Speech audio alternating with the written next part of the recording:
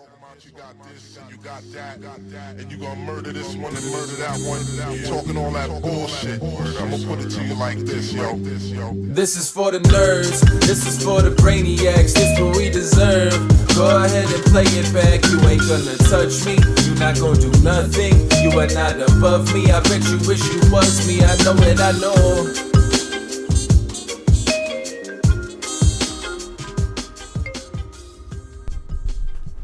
What is poppin', everybody? And welcome back to another special episode of the Only Friends podcast. Well, you know, it's me and my only friends, which includes, but is not limited to, Tortue! There we go, baby. Shit, we did it. We are back for the WSOP. What's did. poppin', baby? How you Dude, feeling? you know, I love to see everybody, but I wish I was not here. I wish I was at That makes two of us. collecting We know bounties, some- but we got a horse in the race. He's in there. We got Matt Hunt. We have one horse and one anti-horse. Yes, anti-horse. Yes, we have an anti-horse. Becker Yeah. bagged day 2 of the mystery Hey, with you 30 know what? bigs. Yeah, we're not rooting against him. Yes, we're just rooting for you. Are you out of your mind? Buddy, I got a lot of money rooting against this motherfucker. I'm sorry. He can win $1 million. Lana can just win $2 million. No, absolutely not. He wins nothing, I win everything. Absolutely. Listen, man, I'm all about the karma. There's no karma. Good karma, There's no man. justice in this game. There is no justice in this there's no game. God I've in learned that poker. this weekend. I'm very Holy over these shit. tortoise vibes right now, okay? Listen, by the way, congratulations. I saw your cameo on the D-Negs vlog. Proud of you. I saw that. I'm proud of you for... What are you talking about? He even referred to you as Lamana. Yeah. Oh, he said my name? He saved the wild tortoise. Oh, okay. I did see that. Yeah. I also saw him just like berating a fan. Yeah, Bro. That shit. Dude, like, Can we not start off super hot today? no. Can we like ease into It's it? Monday. What do you mean? I'm not even going to troll him over it. Like, I thought it was a very courageous choice to include that in the vlog. Like, he had the opportunity to cut it, and he chose not what to. happened? Yeah. I missed this one. Do we have the clip? I can find it. Yeah, I think I sent He it, but works maybe I fast. didn't. Basically, Yeah, D-Negs is If starting not, to- it's on my Twitter. I quote tweeted it. Basically, D-Negs was starting the vlog or whatever, and he just busted a tournament. Some guy asked him for a picture, and he's like, "Really, fucking man?" Like, Really? it was the best because if you could switch over to me, Guapo, he was like, it was so funny because he's just like, he's telling the thing, he's like, really, right now. He's like, okay. and then like he stops, smiles, takes a picture, and then continues to be right together. Nah, it's not that bad. Like, you could have Amazing. asked me later. You'll Seems be like- here all month. Nah, it seems like funny wholesome. I kind of like it. I'm back in. Not in All the moment. I don't think so. Bad tone. Well, welcome, Melissa. Well, we're talking about the D-Negs vlog right now. You'll see whenever Guapo finds a video, it'll portray. I understand that it was two sides. Yes. It was him both Here we trying go. to play it off. Yeah, let's watch it and then we'll discuss. Okay, so that was a wild one. We were really cruising, doing really well. I got up to 14 million at one point. Sitting on, what do you want? You need something? Right now, when I start shooting, that's when you want the picture? You couldn't have done it before I started shooting. You were pissed. No, but I'm more pissed now that you interrupted the damn frickin' thing. Like, what are you doing, bro? You wait till I start shooting? Yeah, I waited. Oh my PlayStation God. guy waited till he started shooting. Unbelievable, right? They'll never learn these people. All these. All right, I'll be right back with you because this guy decided to interrupt. Okay, let's go. I'm steaming right now. I just busted. I Come know, on. that's why I was trying to wait. So you shouldn't fucking ask. That's the thing. I kind of like this guy. I like this guy.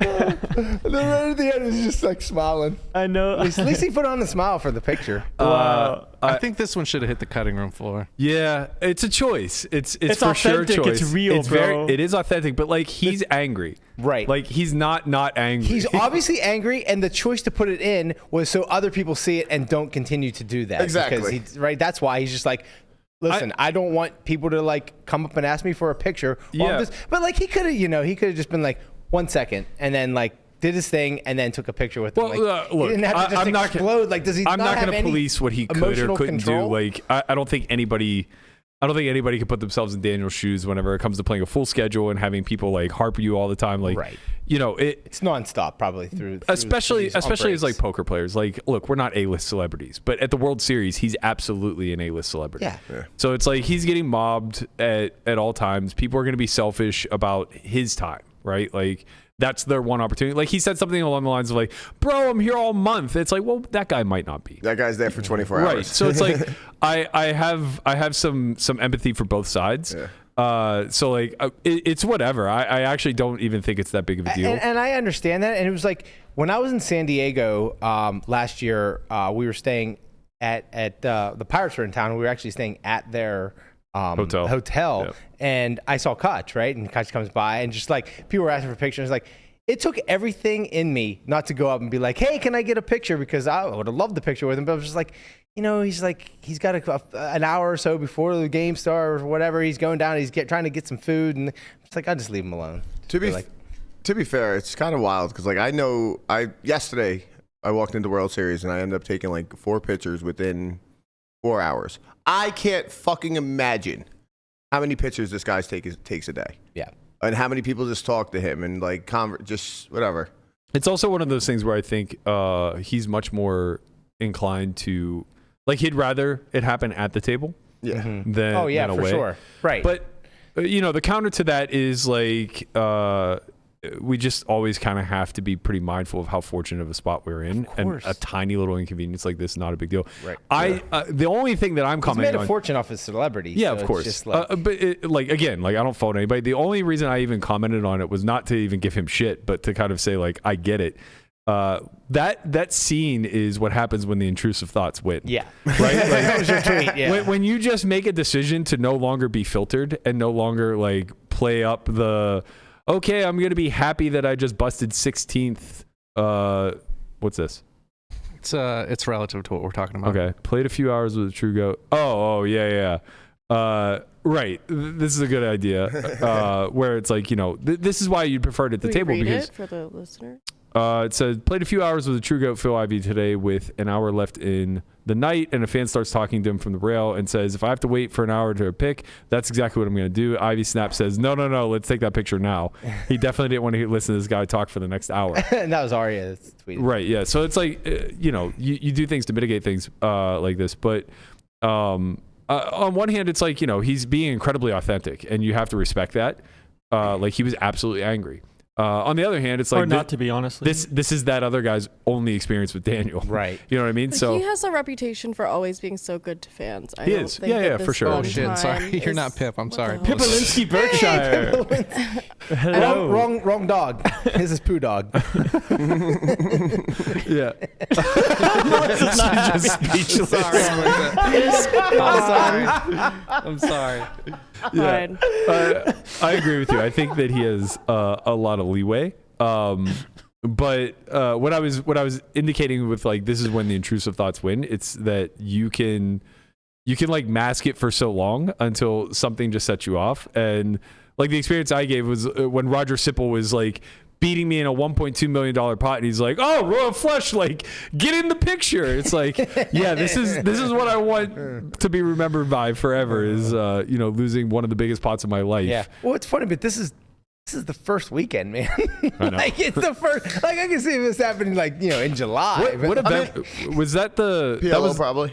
No, I thought it was the small event. Didn't he run super deep? He did in the 500 freeze out. He finished like in the top 2 tables or something. Yeah, I think that's what it was. 16th. Yeah, Daniel got 16th. In the Okay. Yeah. So he was 2 of 17 and like lost 2 flips and then was gone. Right. So like that's the added layer of frustration, right? Like this is the client freezing while he's trying to live stream. I mean, he cared more about the fantasy points than anything else, for sure. Yeah, I mean, I guess not because he didn't have himself this year. That must be weird, right? He cares about bracelets. Yeah, I mean bracelets for sure, but then like with fantasy at the same point, like 25K fantasy. The tournaments are worth more than the fantasy. Yeah, for sure. For it's like 250. Yeah, it just does. It feels kind of weird when like you're not in like it just. Yeah, I don't know. It just doesn't sit right with me. I'm just happy the selfie stick is still intact. That's because he was busy displacing at picture, bro. Imagine he just like smashes the selfie stick over this guy's head and then chooses to include it in the vlog. You want to see real? Now that would be entertaining. You want a fucking picture now? Psyops says he hired that guy to come up. Yeah. I don't know. That would have been violence. That WWE took a chair over his head. Can't you see I'm busy here? Honestly, maybe we need to start scripting this stuff. It would be pretty good. Yeah. All right, you could fill your WWE dreams. Let's talk a little bit of WSOP. We had a bunch of new bracelet winners, not new bracelet, but we had a bunch of bracelet winners. I believe all of which, with the exception of the 500 freeze out, were in mixed games. The most notable was John Hennigan, Johnny World. He won his 7th bracelet in the $1,500 dealer's choice. Nice. I think we have a little clip of an interview that he did. Give me 1 second on that. All right. We're going to give Guapo 1 second on that. how was your day, Melissa? Is it a little early for you? Yeah. Yeah, the hat's all low and incognito mode. Yeah. Did you play any events, Melissa? Did I what? Are you gonna play any events? Melissa. He lost his train of thought and just yelled at you. Are you playing anything over the summer? I stroked out for a second. Are you gonna play any events? Am I gonna play any events? Is play what you any events? Did I play any events, or am I gonna play? I know you didn't play any. I don't know. I don't know. This is fucking gold. It's like, am I hearing things wrong, or are you just saying pieces of plans? I just wants to know if you're gonna play poker this summer. I don't know. Okay. He's rambling. He's rabble rousing. Did you play All I'm online trying to do is yesterday? give Guapo 1 second to get the I clip can't play up, that's online all. because we all are within 30 feet of each other. Oh, yeah. All right, everybody shut up. I'm pretty excited, actually. A lot more excited than I would have realized. I just, I kind of had even-keeled hopes today coming in. 10 people left. I had good chips, but wasn't really caught up in the idea of winning. And, I came in, I won the very first 6 pots of the day. And, I had so many chips the whole tournament. And I was really never in any danger. I mean, I was all in once in the first level of playing. And, just really never had chip problems all tournament. It makes it a lot easier to play. With your first cash back in, I think it was 97, your first bracelet in 02, right? Yeah. Right? Yeah. Oh, I'm not really sure in the year, but that sounds right. Yeah, so 22 years. These summers, what does it feel like as you prepare for the summer? How things changed for you? Just the fact that I'm quite a bit older, and it's not easy to play these tournaments, or play a lot of them. I mean, I like to play the tournaments, but frankly, I get kind of strung out pretty fast. Last year was really difficult. I had a lot of deep runs. I didn't really hit it big, so it's just really sleep deprived the whole time. But this time I'm just going to be a little more careful. I'm hoping to, but they're so addictive. I won a tournament. Now I want to play more, player of the year, this, that, you kind of get excited. And, I just hope I keep an eye on my health at the same time. Absolutely. So a win in the first week, does this change your schedule? I mean, like you said, it doesn't. I have something, there's just a few tournaments I definitely want to make, like the 7-card stud and the horse. And, other than that, I'll just go by how I feel. If I'm, sleeping, I'll play some more 1500s, whatever, The more I win, the more I'll play, try, I would like to win player of the year, I've never done that. That would be a cool thing. That would be great, absolutely. Yeah. Love to see it. Legend of the game. Ties himself with another legend of the game, Men the Master, for 7 bracelets. How the fuck? Actually, I know exactly how he won 7 bracelets. We know how he won anything. We all know. Oh, man. He told us how. Imagine. What a genius. Where's he at? Who knows? Probably collecting stacks. Probably selling old chip sets from the WSOP and the Brigada. What if he's in there with the fucking old green ones? He doesn't play still, or does he? I haven't. I'm sure he does. I haven't seen him. He comes to the series or no? I mean, I'm sure he's panhandling somewhere. Guys like this, they stay in action, but on the low because they're scumbags and don't have a lot of money. Mm-hmm. We're talking about Men the Master, by the way, not Johnny World. Of course. Hennigan's obviously a fucking legend. I got to play with him for the first time a week and a half ago or so. Such a joyous guy, and he was telling us old duel stories, which those two didn't get along all that well. So it's especially funny hearing his slant on things. Not to be repeated on air, but just know Johnny World is a legend and very funny. If you guys see Berkey on a break, come up to him and he'll tell you the story. That's right. That's right. I'll also take a picture with you and not smash a selfie stick over your head. That's because you don't play tournaments. That is because I don't play tournaments. But if they catch you at the wrong time. I got so excited I saw Berkey at Paris. I've been there 3 times already. I saw you depositing money, then I clicked one more over on your story and it was just to play online, which is depressing. Yeah, I fired 2 bracelet events online so far. Good for you. Not much going on. Bad for you. PKOs are hard. They're interesting. They're interesting. Yeah. I'm still somehow too late loose. to the party, if you will. I'm still way too loose, which is... It's hard to be that way, depending on the spot. It does feel like it's hard to be too loose, yet here we are. Well, because, like, I mean, on WSOP, for sure, it's hard to be too loose because the way the structure is half of the money goes to the normal prize pool and half goes to the bounty pool, where in other PKO formats... It's actually not that. So... Like, the 400 was 180, 180, 40. So it's at most half of the prize pool. What does that mean? So there's a glitch on 888 that they're aware of, that they're not going to be like, it's an 888 thing and they're not going to be able to fix it anytime soon. But basically the reason why the reason why the bounties, sorry. Sorry. I'm talking about the mystery bounties, not brother. PKOs. Yeah, brother. So for the mystery bounty, you can actually get into the money or into the bounty portion before you make the money. Yeah. That's what happens on mystery bounties. Level 19 is when the It like okay, but surprised that's me. not the point. Okay. The point with the mystery bounties is it's not a fixed percent that goes to the bounty prize pool. Okay. What is it? They guarantee the prize pool and half of the guarantee goes to the mystery bounty. Okay. And then every dollar over the guarantee goes straight to the prize pool. I see. So if it's like $1 million guarantee, 500K goes into the bounty prize pool, and if they get $2 million in the prize pool, then it's 1.5 to the main. Only not actually- for the Correct. PKOs. Yeah. Sorry. Actually, I don't even hate that.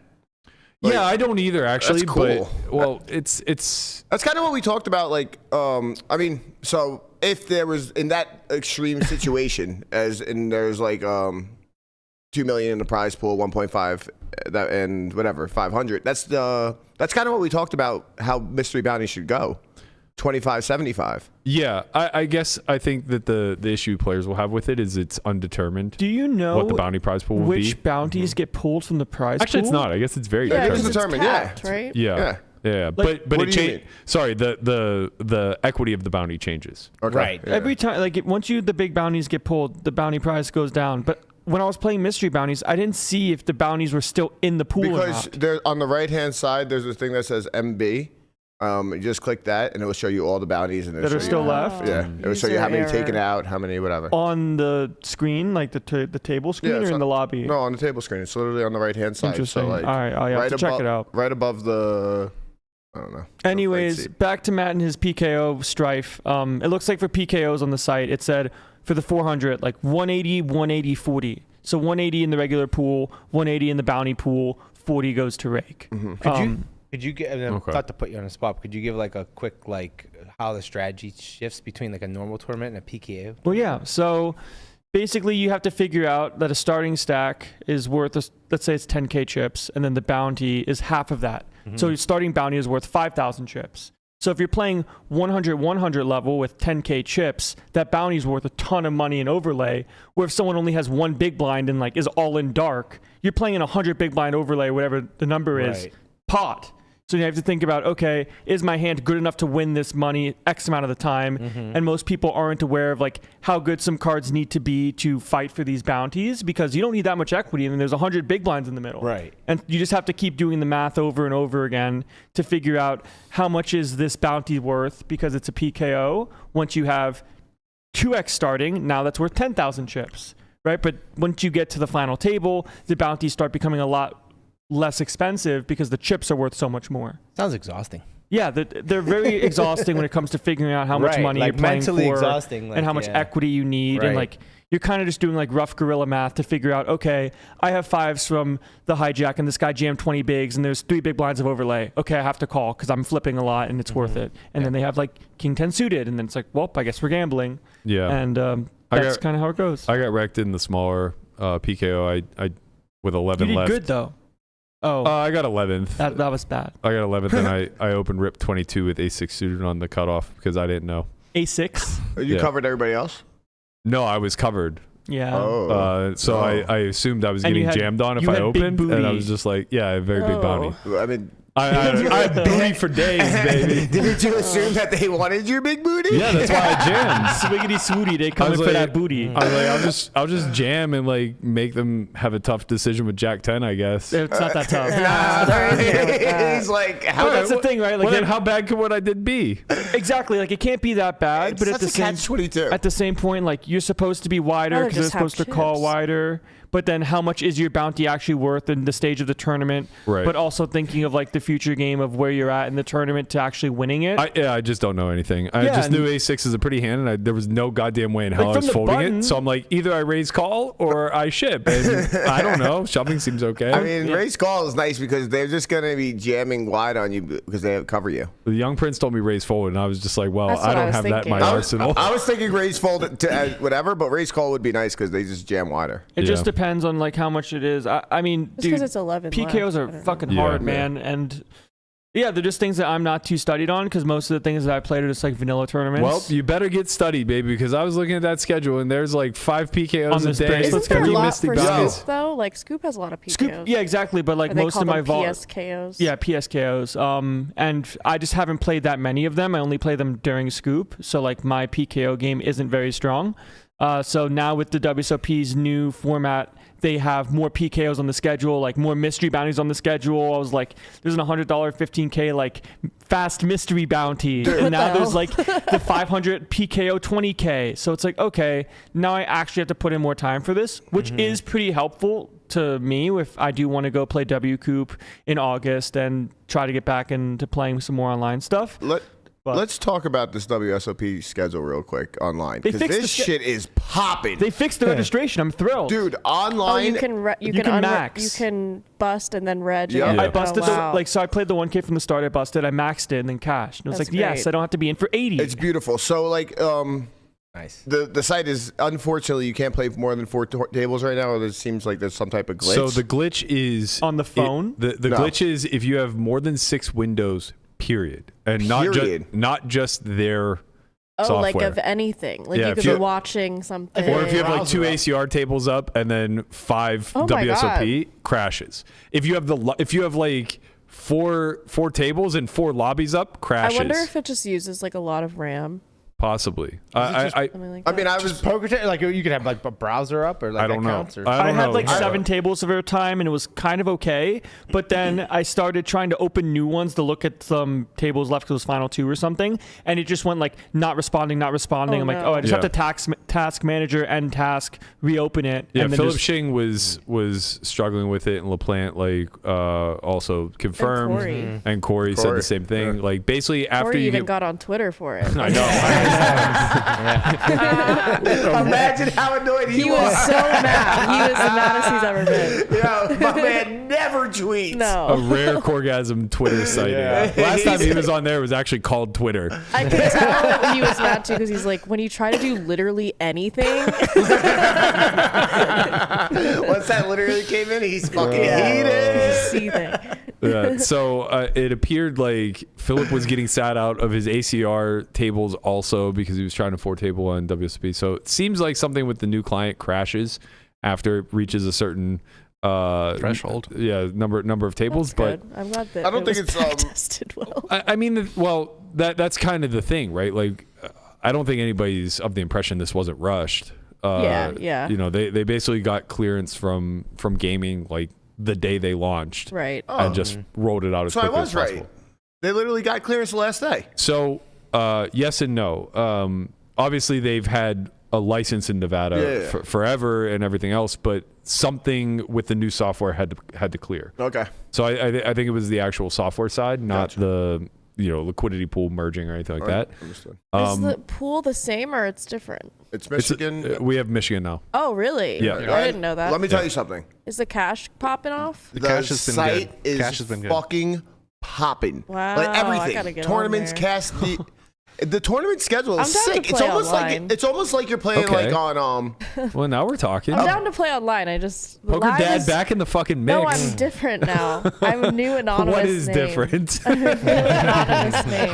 that's a good username, How actually. did you that not- should have been your name. How did you I not should've pick done what is that. different? Yeah. Yeah. Man, Well, that would've not been enough so good. characters for that. Maybe you gotta try Matt, like you what's mentioned that different. your name was taken. Did you go with? Okay, so there, but I was told. Berkey went with your attitude. I was told vowed I can get my real name back if I so choose, and I said, let him have it. Yeah. Matt Berkey was taken. Berkey 11 was taken.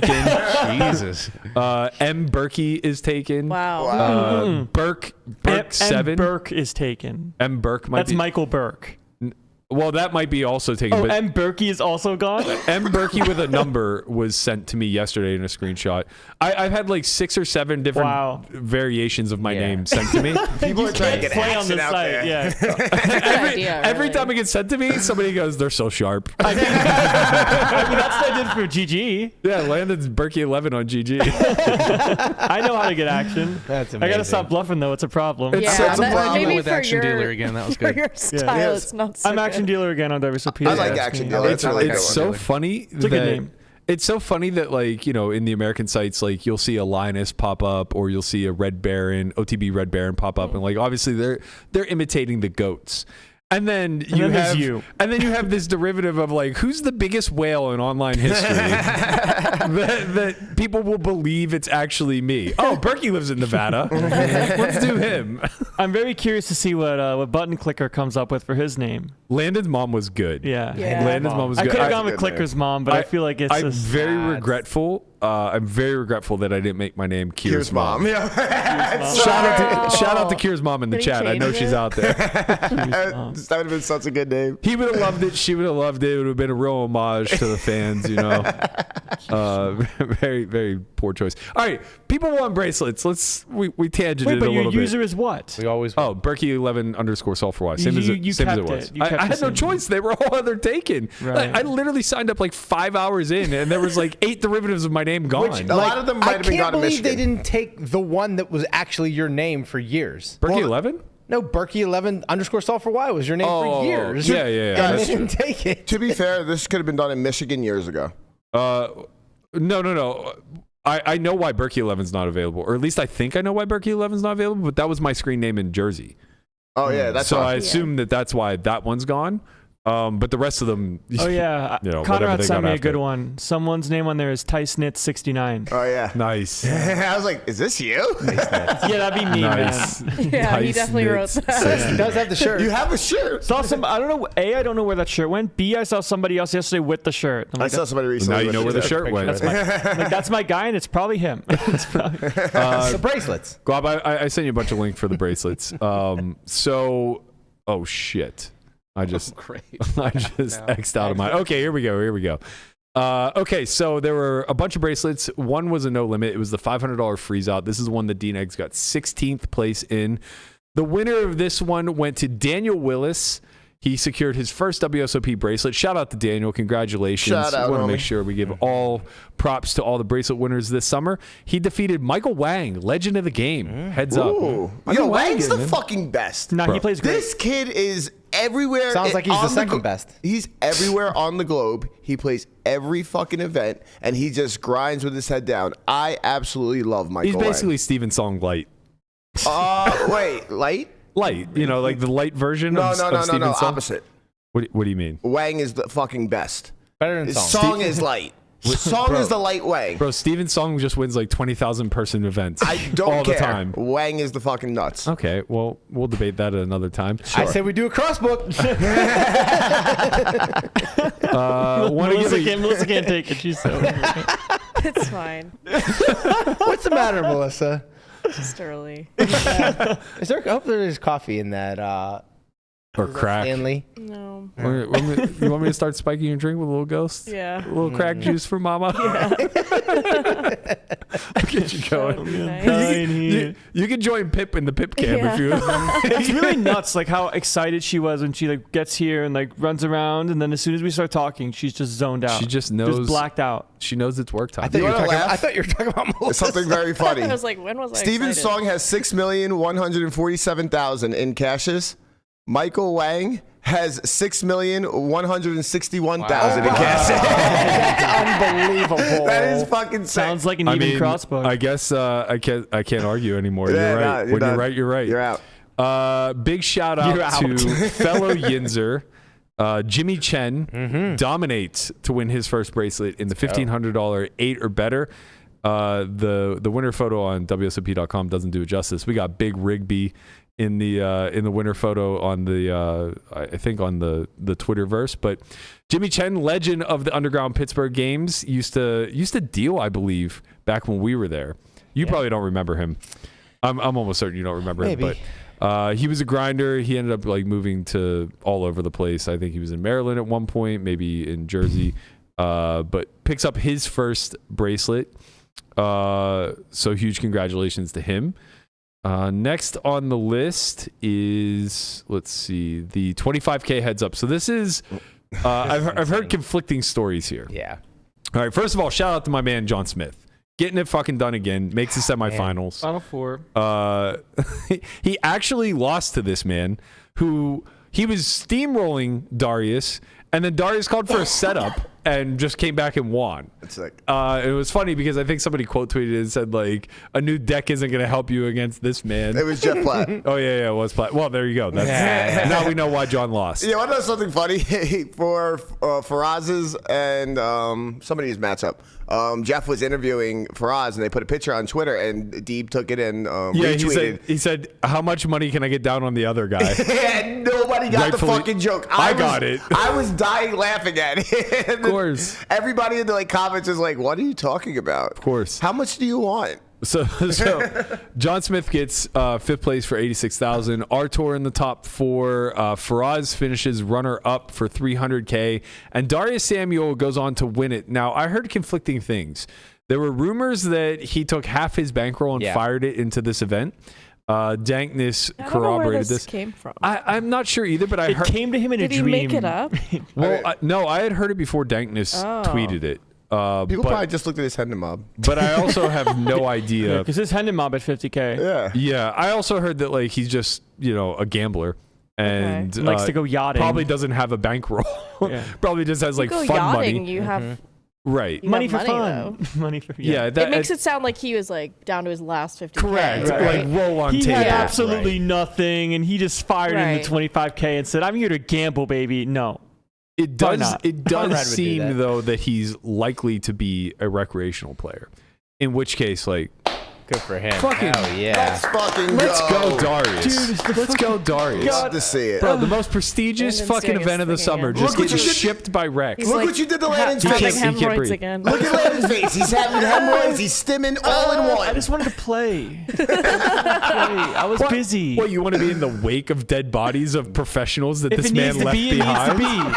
I'm ready. You would have lost first round to John Smith. This was a huge. This was a who's who of players, and we got Darius out here just fucking wrecking souls. I mean, we have Pads, we have K-Rab, They we played have each other. Airball Rick. God, you take my joke. Fucking Airball Rick in the mix. You know, Patrick played Kevin first round. he did. That was unlucky. That is one unfortunate setup. Yeah. Swap 1,000. Do you want to You guys want to swap swap 50 or what? I mean, like, we're fucked already, as you can see. You want to flip a coin to see who goes to the next round? I mean, it's basically what you're doing. It's like You're in just Squid playing Game when the- they play marbles and they can like pick the game for who gets to die or not. Oh, yeah, in They just Squid pick- Game. Yeah, they Yeah. they just pick one. Like, Yeah. do you want to throw this across the table? That game was terribly played. Anyway, I don't want to go on another tangent. No. Final bracelet that we want to give shout out for is Nick Guagenti. Why do you have so many vowels in your name, man?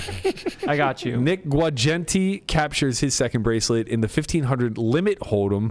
I mean, if nothing else, this man should be celebrated for even registering a limit hold'em event. Like, the fact that this is still on the schedule, kudos to you, my man. Getting out there, shipping it.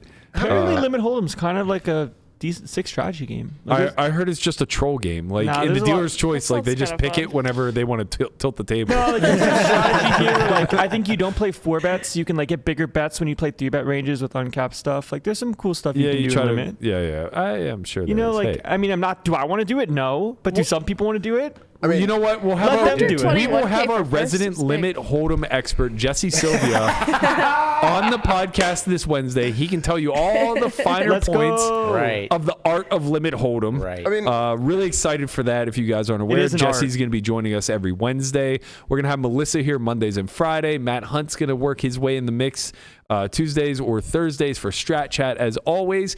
And then Conrad, we're gonna have you doing some shit, my man. We're gonna have you on the beat. Yeah, I'll be out there. But, you know, one thing about mixed games is, like I've always said, they don't change. Like, nobody's getting fucking better at them. So, like, I could see playing Limit Hold'em to be a fucking great idea. Yeah. Like, nobody's out there getting better at this shit. Running so, limit like, sims? Yeah, That's what like, you I mean, think. like, don't get me wrong. Sure. Sven yes. is in the fucking lab. Yes, buddy. there's 4 or 5 of them. Yes, congrats. But, like, even when it comes to, like, Deuce of 7 and all those type of mixed games, it's like, outside of PLO. Okay, here we go again He's with the fucking. the Deuce to 7 master. You should play the Deuce to 7, bro. You'd have the biggest edge on the fucking field. It's Everybody like, should I play don't Deuce know to the 7. rules, man. You don't need to know the rules. Ask slang in 7 words. How do you play the game? And then you'll be fine. I love Ryan Lang, okay? I love him. He's a teddy bear.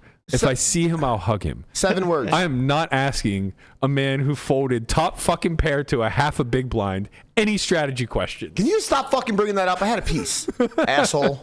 You got second. You should be happy. Yeah, he was getting second regardless. He just altered who won. Nah, he was getting first.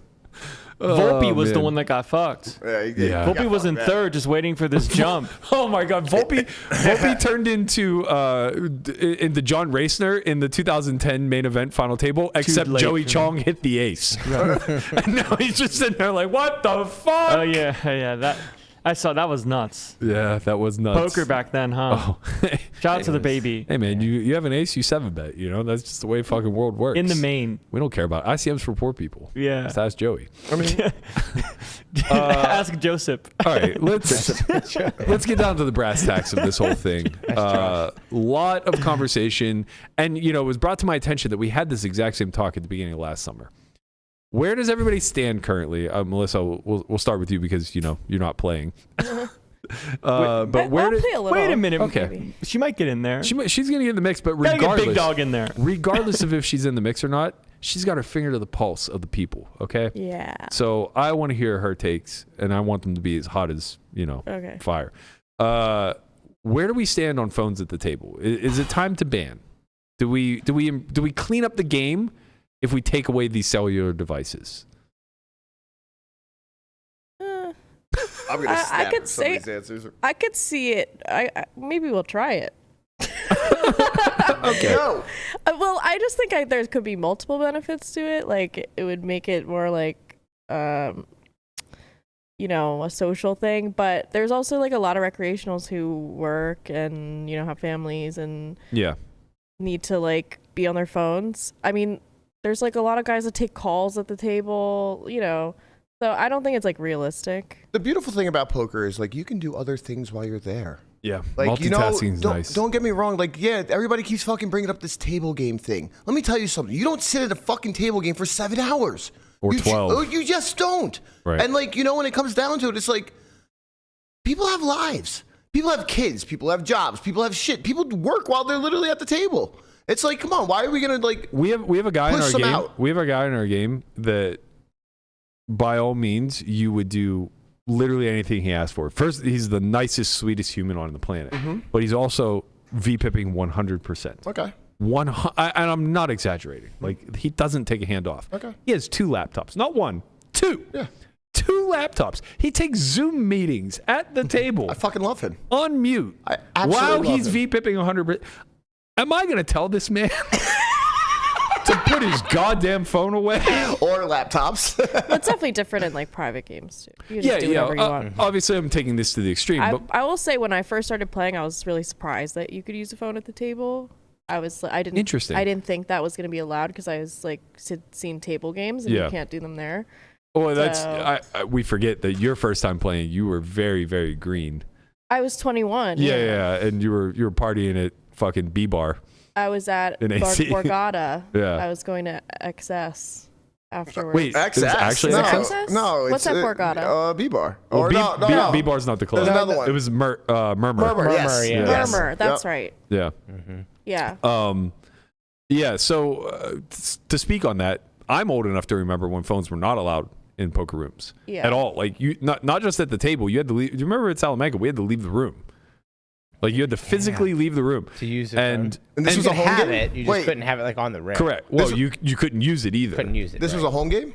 No. Casinos. Oh, I thought Salamanca was a home game. Okay. No. So like 2003 to 2008 is when I think they started to get more lax with phones. And remember, at this time, like texting was new. It was barely even a thing. So like literally, our phones were just actually phones, right? And it shouldn't be that big of an inconvenience for us to not have them. It was annoying. And then they carried it over to iPods. You weren't allowed to have an iPod at the table. Oh, I remember that. Yeah, that was really annoying. Right, so we had to bring music. This is no joke. We would bring Walkman CD players with like CDs. I never did that. I did. You brought like your CD case? Yeah. Yeah, and I'm like changing CDs at the table because you weren't allowed to use an iPod. Hold on, time out. You're trying to tell me you brought in a fucking like a book bag size CD case? I mean, we didn't need all of them. I don't need them all. I don't need all 100. It was like a car case. I had to listen to something on the way up while Lamana's fucking blaring Dave Matthews. Relax. But it was an inconvenience to say the least, and that was when our phones were capable of 1/1000th of what they're capable of now. Yeah.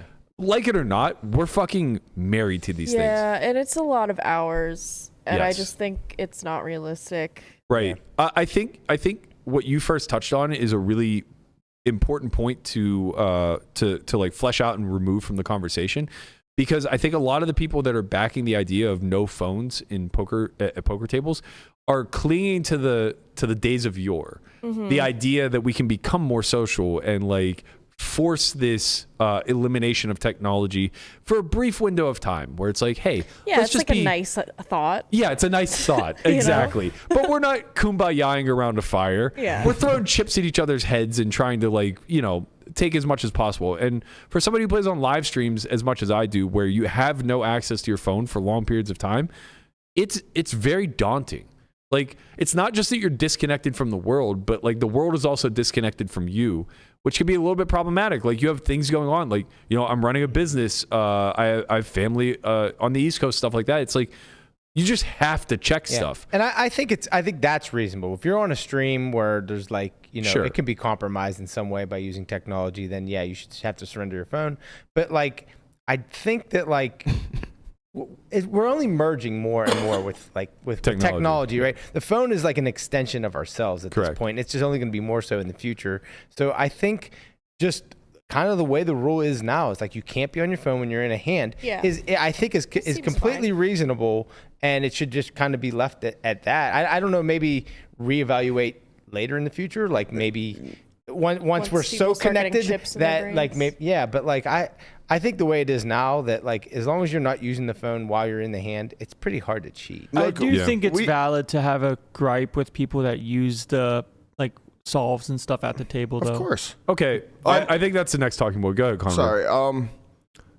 In the future, I do think we're gonna have an issue with this, because like if you look at what's coming out, there's fucking computer screens on glasses and stuff like that. Like you can literally get a full in October. There's literally a full computer, just glasses. Right. And but like that doesn't attach to any mobile device, right? Like you don't need the mobile device in order to access things. No. It'll just have Wi-Fi itself. Yes. Right. So again, the phone has no. Like we're policing something different. Yes. I'm just saying in the future. I agree with you. I'm just saying we're targeting the wrong piece of technology here. Sure. But I just think in the future we're going to have a lot of problems. And I just think the phones right now are just not them. Like it's like we say, it's kind of the low form of cheating. Yeah. So I think it's very similar to like HCL using like the security wands when people walk through. Yeah, it's theatrics. Hey guys. Yeah, it's like just the secure airport theatrics. making you take your shoes off. Right, exactly. It's just literally theatrics where it doesn't accomplish anything, and it gives this false sense of security. And a lot of the complaints are, well, if you just make it such that, or at least this is what I saw. This is a lot of what Savage was arguing and others. If you make it such that a hand is dead if you're on your phone during a live hand, then somebody who's out of the hand could text somebody who's in a live hand. Then the person in the live hand. Exactly. So obviously it's like, well, the person who's in the live hand would have their hand dead. This is not a matter of the technology surpassing our ability to police it. It's a matter of the lack of accountability that the staff is taking to actually police the rule that's in place. Do you kill hands? Just train dealers to fucking kill hands. Yeah. If there is 2 cards that have been looked at by the person and they're on their phone. It's that simple. Yeah. Do you think that's giving too much power to the dealers? No, absolutely not. And do you think that... And I also think floor will still maintain discretion. Okay. Right? If they inappropriately kill a hand, the floor can be called. And, you know, it happens all the time anyway. Dealers can kill hands if, like, say you're not back to the table in time or something like that. Yeah, and like think about the times that they accidentally kill things from like the 9 and the 1. Yeah. Right? Like the floor handles that. There's discretion. Is it retrievable, et cetera, et cetera, et cetera. Like this is no different. I'm just thinking like, man, we can't get fucking shot clocks in a lot of tournaments because we can't get things done. So I like, understand. You know, it's kind of hard to like. The discretion thing is kind of... I get it. That's, again, going to fall on the operators. Like, they need to do a better job training staff. Agreed. And, like, we're beating a dead horse here where it's like, okay, well, the WSOP is understaffed and overworked. How is that every year, though? Because they don't have enough dealers. Keeps growing, and dealers just aren't very... You know what I mean? Like, think of how many dealers they get that only deal the series. Or dealing for the first time. There was 20,000 entries or something like that in the fucking mystery bounty. I don't know how many it was, but it's a lot. Like, so many tables. You're talking thousands of dealers, and like only a percentage of them are going to be full time. 13 hours a day. Right. Like people. Well, yeah, the working conditions don't help. Like it's the not dealers, great. like half of them drop off by the halfway through Hunt the said he had to series. call the floor the other day because on the turn the dealer just fell asleep. Like dead asleep. I've done that before. Like it was like bet fold and nothing was happening. I've done that actually plenty of times. I think I would have nudged the dealer before I called the floor.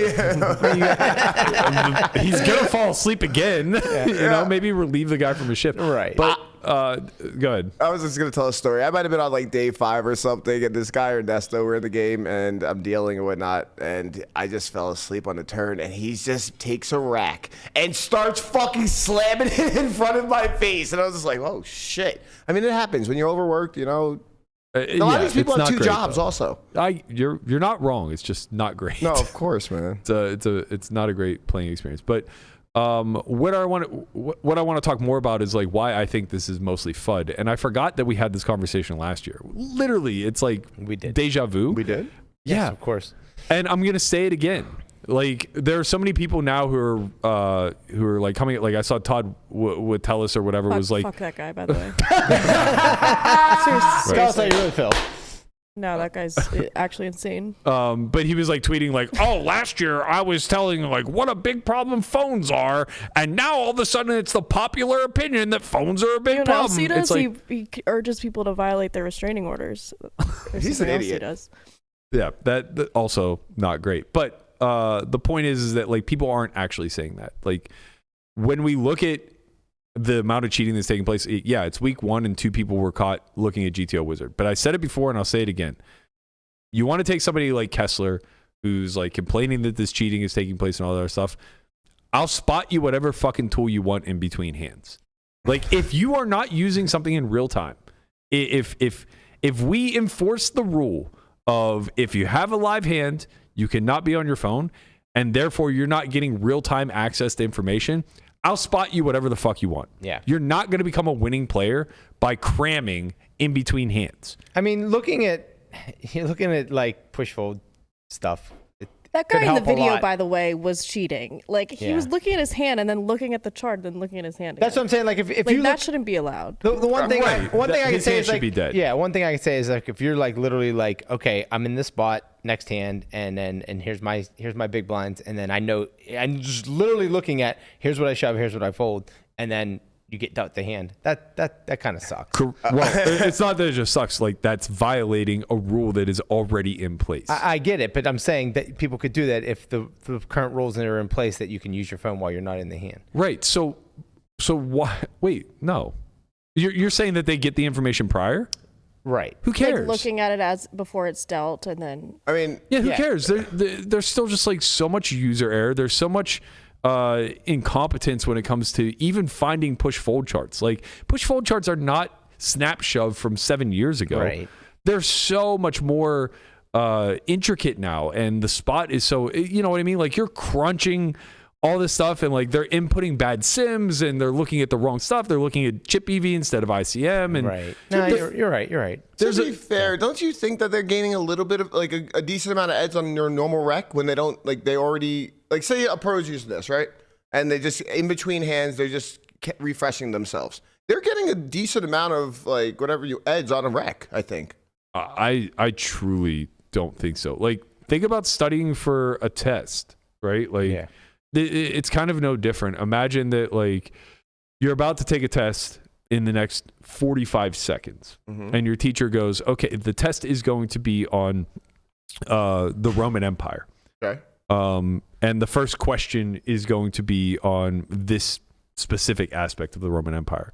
You have 45 seconds to learn as much as you possibly can about it. Right, like that's looking at. But I think the difference is. Give me one second. I think the difference is that this is more like a multiple choice thing, exactly. Where it's like A, B, C, D, and E. It's like they're not asking you to write an essay about what you learn. Like, this is just like what's 7 times 4. Yeah, like if someone gets down to 10 bigs and then they're looking at it. Yeah, like I think there's a difference. I think Landon actually could probably could speak on this. Like, how easy would it be to find like a good push fold chart with ICM?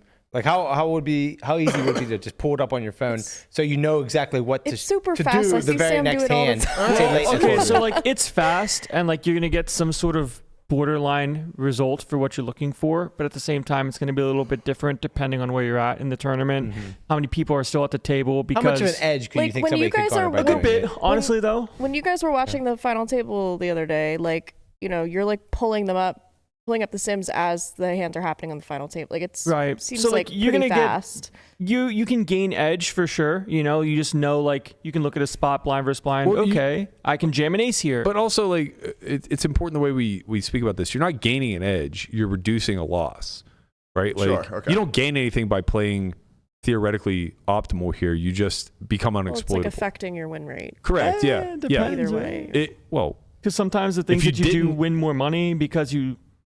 Well, it's not that you win more. You prevent yourself from making a mistake. Yeah, you prevent yourself from losing.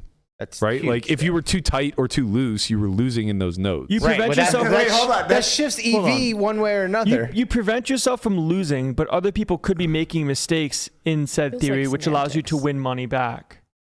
Right? Someone doesn't play theoretically correct.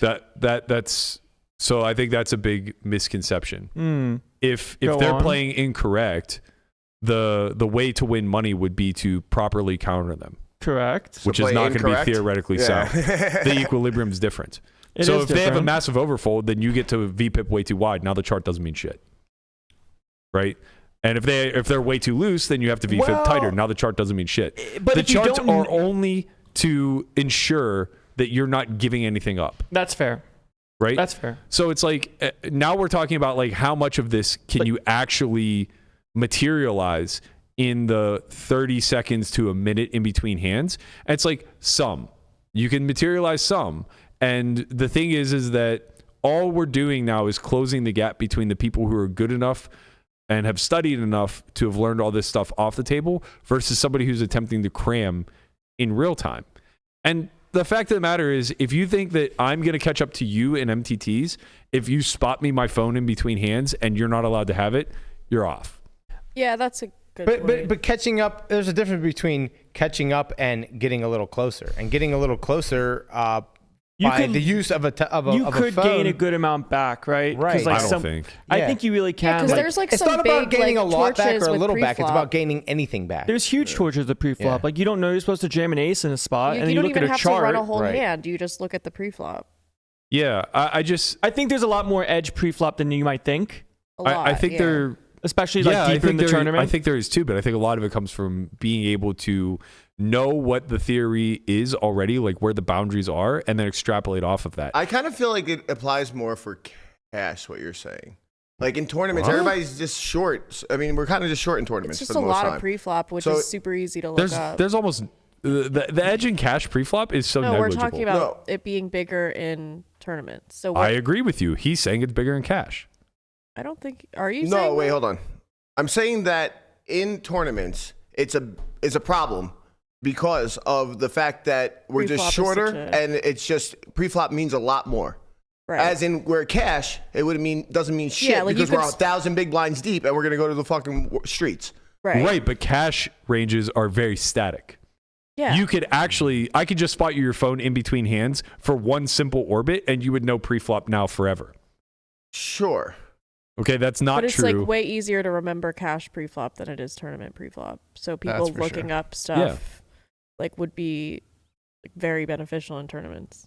So I think it's a give and a take, right? Like, yes, you're right. They'll get closer to an equilibrium solution for each individual spot, but also they'll have no capacity to process that information beyond just I do X with Y, right? So it doesn't really matter if they just have like a jam, like they're just looking at like 10 big blind jams and they don't know beforehand. Yeah, but like, so do you think that like coming full circle here, would you change a rule where you think like you can be on your phone in between hands doing anything? There's no I think it's insane to police what people do in between hands. Or do you think just make the rule and then just to have the rule, and if you do get caught, then you either get I think these people that are saying like if you get caught using GTO Wizard in between hands, you should be banned from the property for 2 years. I think this is all fucking batshit. I think it is too. But do you think there should be some sort of rule just in place to deter people from doing it,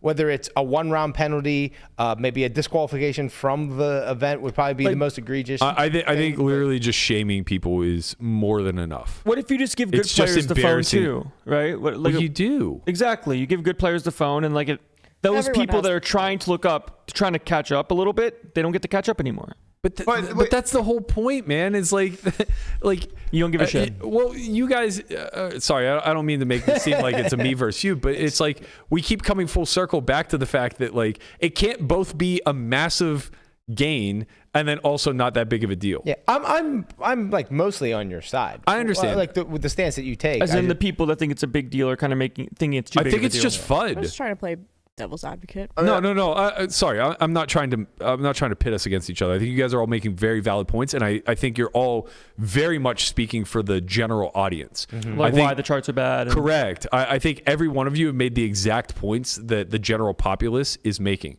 From my vantage point, the only real thing that is very bad about people doing this in between hands is the optics. It looks bad. I think it looks awful to recreational players who aren't going to be able to do this. Yeah. But like, as a studied pro, I think that whenever you really dig into how much user error there is with all this shit, how much edge there is to gain by actually not strictly following the charts, how off people are going to be once you implement something like ICM or risk premiums and all this other stuff. It kind of just like whatever. There was man. a tournament in Poker Go where like Ali was playing D Peters and they were playing heads up with big blind ante, and during hands, like D Peters was like looking at charts because he's allowed to do that. And then Ali was just like, dude, like, are you looking funny enough? Ironically, he's like, dude, are you looking at charts? Because like I'll just pull up some charts too myself. Yeah, I remember that. They got Paul over like Ali hasn't looked at enough charts. Right.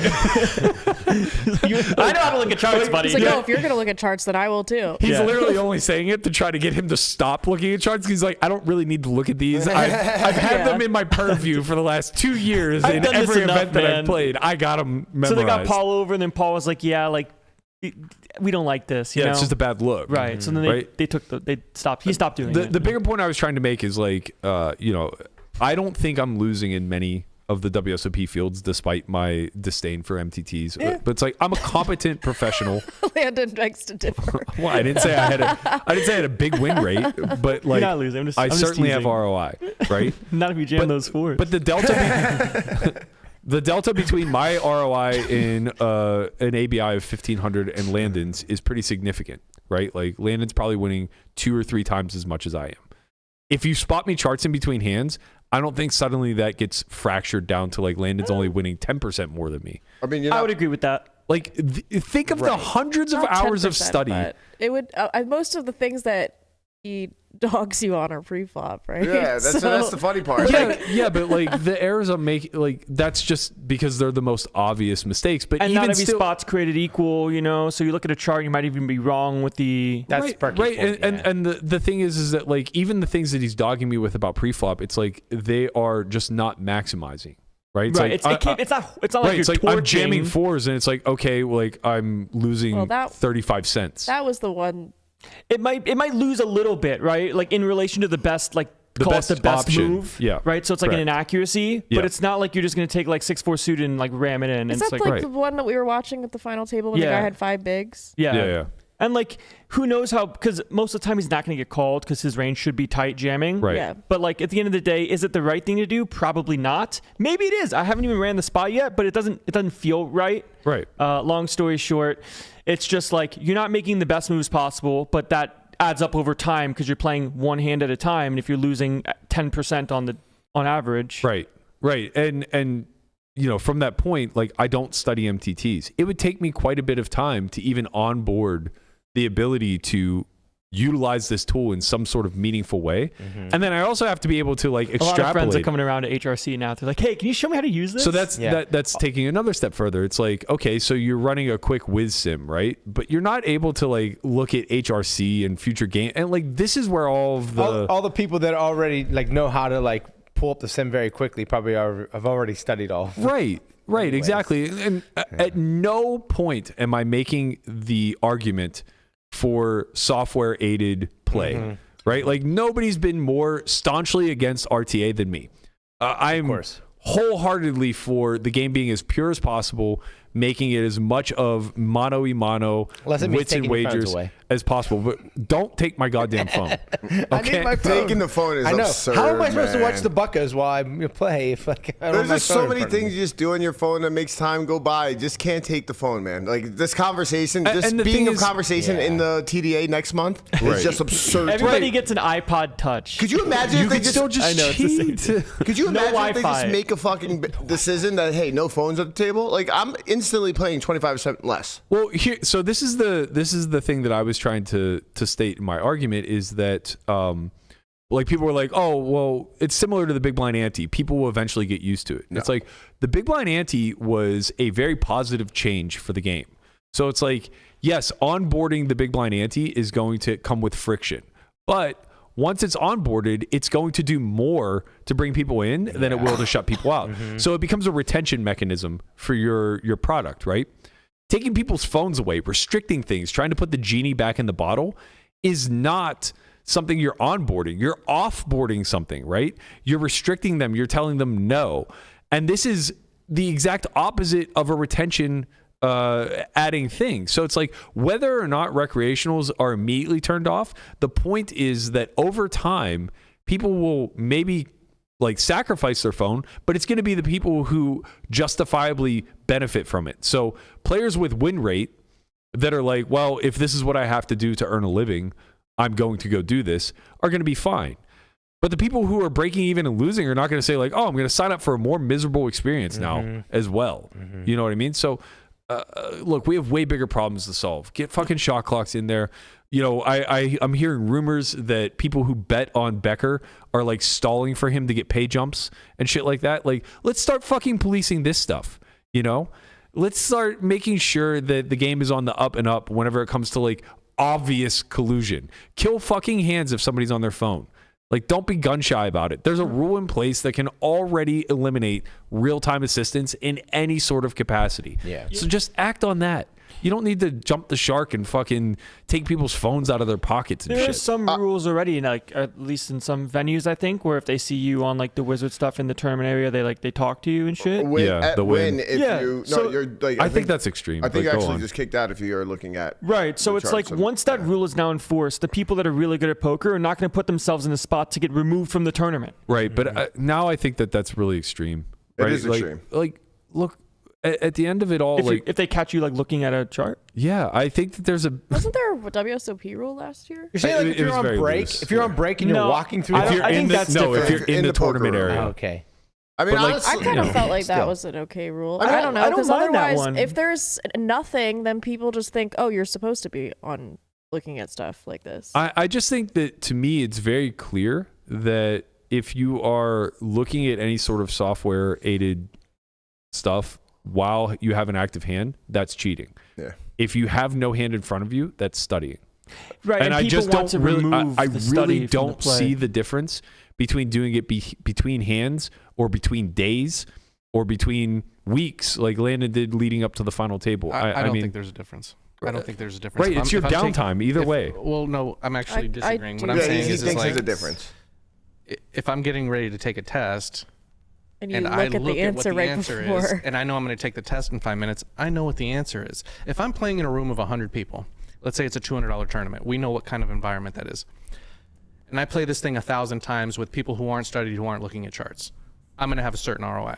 If I take that same group of people and I play 1,000 tournaments and I say, in between hands, if you guys want to look at pre-flop charts, go ahead. I'm pretty sure the return on my investment is going to go down. I would bet it's much more negligible than your Like you estimate. could, you could be in the cutoff. You can fold and then be like, okay, like Can I let me open look at this the next next time? spot. Yeah, Yeah. like it's like. but that's how do you been- think that that's not going to make a difference? Because for a decade, that's been the case. Snap shove existed since like 2013. That's exactly what everybody was doing, I and think no the one got any difference better. is that the technology wasn't as ready available as it is It's now. not just. It's not no, just. it was I get that- faster. I get that it Snapshot was was faster. faster. Snapshot, I get that Snapshot it was a was thing, but No, what no, I'm no, saying not is- a thing. Better. Snapshot It was better. Sure, let's say better, but He I'm means saying less availability. accurate. I'm saying as far as people actually being aware of software that's out there, I think now versus when Snapshot, hold on a second, versus when Snapshot first came out, was it like you can talk to a rec and they wouldn't know what Snapshot was? was as big of a deal as GTO Wizard is now. It's faster. It's not as accurate, but it's still good. Like Right. you just know how to play push fold, even if you're not like min raising aces off 12, but you're going all in. Correct. But it's not Still just playing good push ranges. fold now. right. They're The not only just thing that push fold changed. charts. The only thing that changed was Because the game tree kind of gets harder. Now you're it- gonna raise Jack Deuce off and play a pot. So it's harder. So they're gonna look at it between hands. You know the craziest But that part? doesn't help. Like if they look that now they're supposed to play an RFI, what do they do after? Like what do they do when they get called? They play good on flops now. No, Right. Like suddenly they just have a big post flop edge. No. You know what I mean? They just have a range of hands that they're supposed to have. I mean, there's a lot of spots that have like very unintuitive jams, like there's like With very jams, unintuitive stuff. With that jams, happens. I agree. I just think you could give a little bit here and say like, okay, maybe it adds a little bit. I am saying You it know? adds a little bit. I'm just saying it's a lot more negligible It's not than like nothing. Like, for sure, not nothing. I would definitely have an easier time playing if I could look at a chart in between each hand. I think what it accomplishes the most is you feel more secure. Like all of us would feel a lot better about our it decisions. would be easier. Well, I don't know that it necessarily translates outside of just like a sense of relief of Which like, is worth something for what it's Yeah, worth. For sure, like there's for mental sure. fatigue, like Yeah, that. the confidence aspect of it. Like you look at it, you range bet a spot, you're like, I'm not even sure if that's a range bet, and then like you look at it on the AI. Well, Somebody massively overfolds, like that's just how they play, and they're massively overfolding these spots, and now you jam, and then now all of a sudden they looked at a chart, you know, and now they're in the big blind, they just call you off, and you're out of the tournament because they would have just folded, but they looked at this chart, and now they called, and now you're Ace out. eight Like, off is a call. It's where you would have just. I'll tell you what, won- Tortoise. I'll tell you what, Tortoise. What you got to say? I'll give you a chart to look at every time you're in the big blind of how you're supposed to defend versus each position's shoving range. Wait. And you can tell me if you memorize it. It's not memorizing. It's not about memorizing. It's about looking at it right before the hand. Right before, yeah. If you're in the big blind and you're like, and you have to remember it. Oh, so you just you just say the bottom plus, like ace eight oh plus. You have to look at 8 positional defenses. You just take a mental picture. You know how many mental pictures you need to be good at poker? What are you I'm saying talking is, about? I don't understand what the disconnect is here. We're talking about in between hands. If I'm in the big blind and we're playing a 9-handed game and I look at a chart and I go, this is what I'm supposed to be defending with in the big blind versus these 7 spots. It's fine. Whatever, 7 these spots. 8 spots. Is it going to be like perfect? No, but I'm looking at a hand matrix, so I can go, okay, so it's Here's the edges. Here's But this is where it like starts. You take 3 actions that vary by position over 8 positions, and you think in 45 seconds you're gonna have a mental snapshot of what all of those spots do? There's a chance you might play worse, right? Because now you start defending bottom combos. Sure. I think what we're debating here is that it's not negligible. I don't think it's negligible. In the example that I gave, where I'm talking about playing a $200 tournament with these people in a $1,000 simulation. What if I'm not looking at 8 different? What if I'm not looking at 8 different spots? Impact. What if there's only 2 guys at my table that have shove stacks, and now I just look at those? It's not about just shoves, Brian. It's not as easy because then I stacks are understand it's not just asymmetric. about Part of it, shoves, though. but It's maybe not you don't. Maybe you just- don't look at every single situation. You look at 2, The and then more when we're one, talking- and then when one happens, it's the like more we talk, the more I'm kind of on Matt's side with this, in the sense of you gain some back somewhere, but then you lose more elsewhere if you don't know what's going on. Right, and every other Because node. now you have to defend 15 big blinds from the big blind versus cutoff with queen deuce off. Right. If it was just like a complete wreck doing it, but what if it's like a shit reg that kind of knows what's going on? poker's still hard, you know? Yeah. Like you have to play a post flop spot with queen deuce, and then the board comes like 6-7 deuce, and do you know that you're supposed to check raise? That's like a very specific example, but I think overall, like, it's going to help. I think the biggest point I want to make is that like snap shove existed for 10 years, where anybody and everybody was in between hands looking at it. Nobody cared. Nobody policed it. Nobody shamed anybody for doing it. Right. Matter of fact, the expectation was that you did it. Yeah. Nobody got better. Now that the tech is better, people are scared. The thing is that as far as this specific thing goes, is utilizing tech in between hands, the tech is not better. It's wonky. In snap shove, you literally put your position in.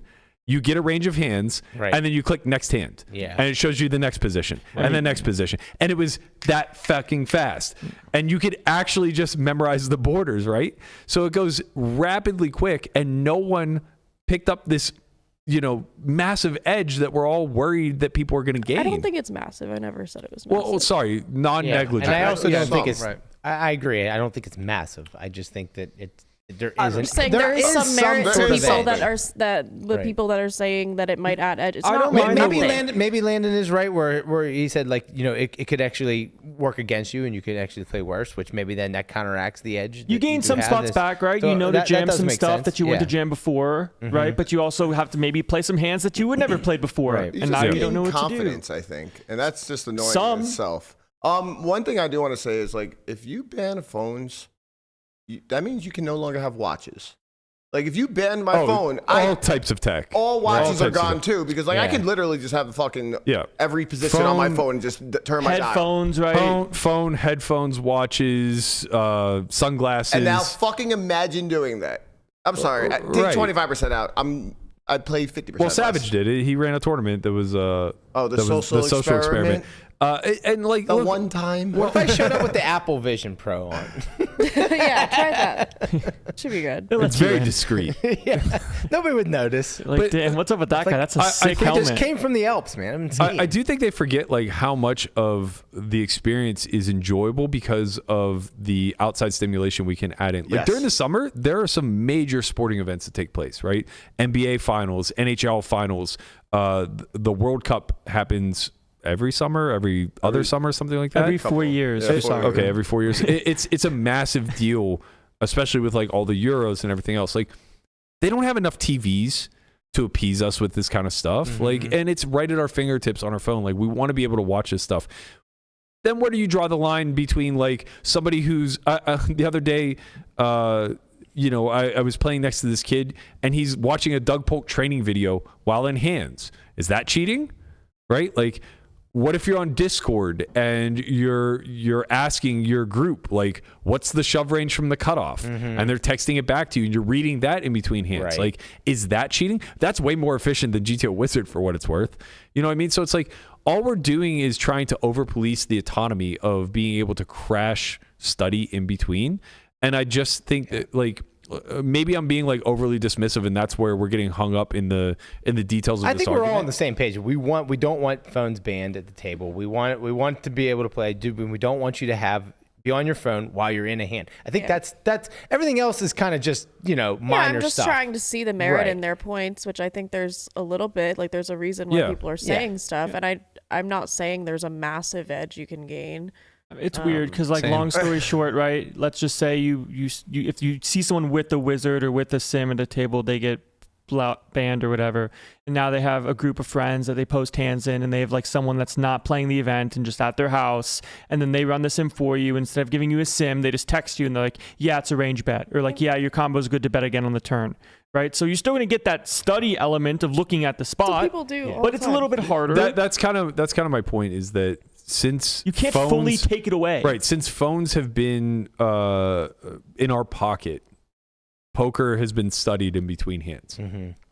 How the only difference is how good are the people you're talking to. Not just that, but it's how much effort you put into that is kind of up to each individual.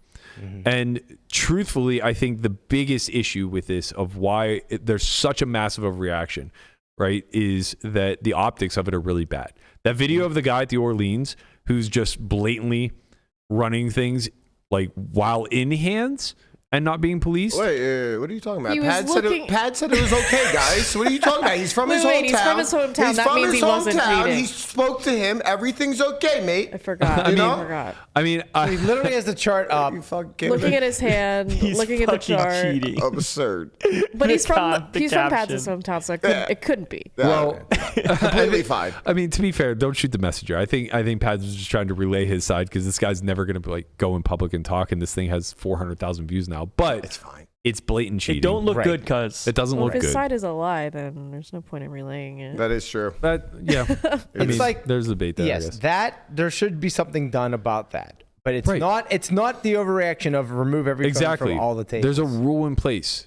It's just up to the staff to Right. fucking enforce it. And I think whether they have a rule whether you can or can't look at charts Frederick. in between hands, and whether they can police it or whether they can't police it, I think that's all kind of like just it's a negligible thing. It's not doesn't really matter that much. The big issue is, do we take the phones away or do we not take the phones away? And I think Do you we really should think that advocate for not taking the phones away. Do you think that rule is actually being considered? Like, What? Take that phones would away? hurt their numbers too much if you just like removed all phones. So it's funny because they honestly don't think so, and that's the problem. Who doesn't think so though? Savage. WSOP? Savage and a bunch of other people. Like a lot- or is it people? My question is: are people just yapping about it, or is it actually being considered? I think people are no, it's being actually being considered. like by like officials at Are they WSOP. yapping or are they meeting, cooking? yeah. The answer is both. A lot of people are yapping, and they're definitely out of pocket with what they're saying because it's the same people that will be the first ones to be like, "What the fuck? I want my phone." But because Savage is kind of leading the charge There you here, go. it will get brought up at the TDA summit. Okay. And once it's brought up at the TDA summit, it will be strongly considered by TDs. So to me, this is similar to like the first last card off the deck rule. Like it was so wildly unpopular, in spite of it maybe being a practical rule. It was so wildly unpopular amongst players, they had to revoke it. Right. And there's just no world. Like I saw Golfa tweet something along the lines of like, I don't think it's feasible. But man, it would create such a pleasurable experience because then people would socialize and talk. And it's like this kumbaya bullshit, man. You don't want Like, to talk to these people. You know what? Yeah. What if I don't want to talk to Do you remember what games were like back in 2003 when we didn't have all this outside stimuli? We were at each other's fucking throats. Yeah, I was gonna say people like- killed each other. Yeah, like there's a book, Positively Fifth Street. Great read. I think James McManus wrote it, if I'm not mistaken. Really fantastic read, and it's like basically, I don't know if it's fictional or true, but it kind of like follows the plight of a grinder back in the mid to late 90s. And back then most things were like limit games, draw games, things like that. There's a chapter where he talks about how he's so fucking bored to tears with the lifestyle that he's chosen that he cuts holes in his pocket so that he can jerk off at the table. And it's like, you This want to take podcast our just phones ended. away? Wait, what Someone the got banned fuck for did you doing just that. say? All right, what? Wait. Oh, what did somebody? That's something happened like that the other day, right? Where? Yeah, I saw a someone got tweet that banned for somebody said- playing with themselves. Yeah, I saw a tweet that somebody was Yeah. playing with themselves at WSOP and they Literally got banned. bored to death. Stop. Yeah.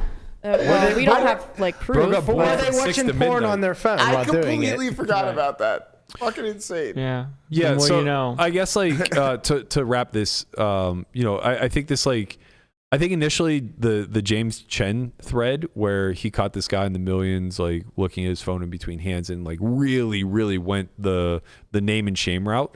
To me personally, I think this is a breach of privacy and an overreaction. Yeah. Like he's in between hands. I don't give a fuck what he's I know. doing. I saw this and I was like, bro thinks he's a detective. Yeah, I would have been heated if I'm like in between hands and I'm looking at it. I don't have fucking Like he cards in wrote front of me. I would so have lost much. my shit. Like he thinks that he's like writing for like a but judge. I think a lot of people rallied behind it because of that notion, and I think that's why, or I should say, that's specifically why I'm trying to flesh out what you guys feel about the edge gained versus not, and why I guess I'm minimizing it a bit is because like this is a big overreach in my opinion, and in order to overreach that much, I think it needs to be on par with like, let's say, collusion.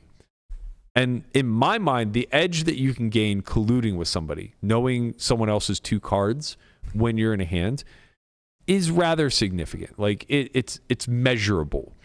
I think that like the edge you can gain by cramming prior to a spot pre-flop or whatever is also measurable, but I think it's very, very small. And the only reason that it really matters is because it compounds, right? If you get put into 100 spots and you're now navigating them much more accurately, now that might translate into actual win rate. But like, think of how much time, energy, and effort you'd have to put in to actually be able to cram for those 100 spots. You know what I mean? So for me personally, like, I'm being a lot more dismissive of this. And I kind of stand by it in like the two major examples I give of, like, one, do you think I could catch up to a tournament pro who studies, you know, hundreds of hours a year like Landon if you spotted me this in between hands? I would say no. I would say the gap would still be incredibly wide. And then two, if you take somebody who's like maybe break even or slightly losing at MTT tournaments like Kessler, and you spot him whatever tools he wants in between hands, do we suddenly think that his ROI jumps? I'm so sick and tired of this fucking Kessler fucking shenanigans. My man is a goddamn goat in the game, all right? Plain Break chicken even, having ass. losing. Oh, wait. That man is up billion. Okay. You guys eat the same, by the way. He's just been running bad recently, you know? But what does that tell you about your diet, by the way? You eat the same as Alan Kessler. No, I don't eat the same as Alan Kessler. Yeah, There are just you have salt things, on your chicken. Yeah, he would have put salt on the chicken. There are just things that overlap. Correct. The Venn diagram of me and Kessler is like fucking boiled chicken. Rectangles and like squares. That's literally it. Like the Dry meats, Yes. beige Yes. foods. Yes. beige foods is the Venn diagram, but like Right. Like, most of his is like pizza, pasta, chicken tenders. yeah, if you get rid of all his like shitty food, and then when he eats like healthy, it looks like what Berkey. Right. If anybody can make me Which is a bland and terrible detailed and doesn't Venn taste diagram of Alan Kessler and Matt Berkey, please. You have to put like partial hair for Kessler on his side of the diagram. He's got to lose that. He's got to let it go. Yeah. You guys can then share bald. Shaven. I'm shaven. Right. It's a choice. It's a choice, he said. Or you would look like Kessler. It is kind of funny that you got a hair transplant. My Does hair not is look not like curly Kessler. and does not only grow on the sides. I'll have you know. Dun, dun, dun, dun, dun, dun, dun. Oh, man. 85 minutes. We're getting it popping here. Jesus. All right, let's get to the end of the muck and wrap this thing.